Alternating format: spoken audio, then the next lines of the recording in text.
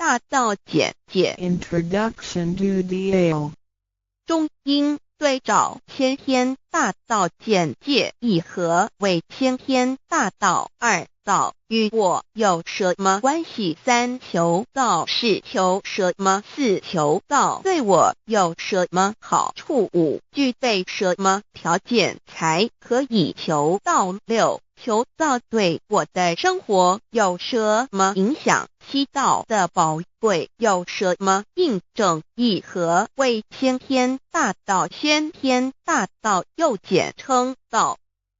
我们若仔细地去观察，心窍开悟之后，就可发觉宇宙间森罗万象皆是杂而有序，而自然界万事万物的运转也都有一定的法则。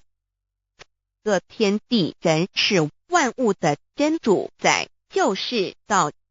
道乃在天地生成之前即已存在，故曰先天大道。道者理也，理就是真理。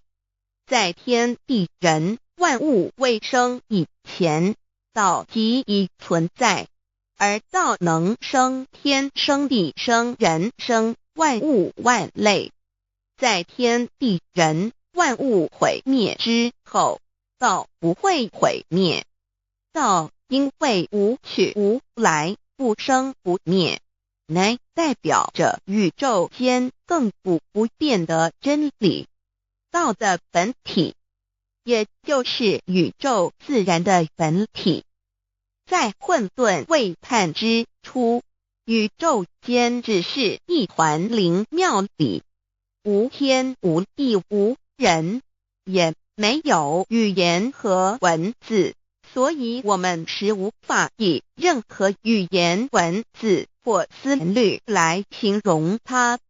故大道无名，强名曰道。我们也是勉强用到这个名词来代表它。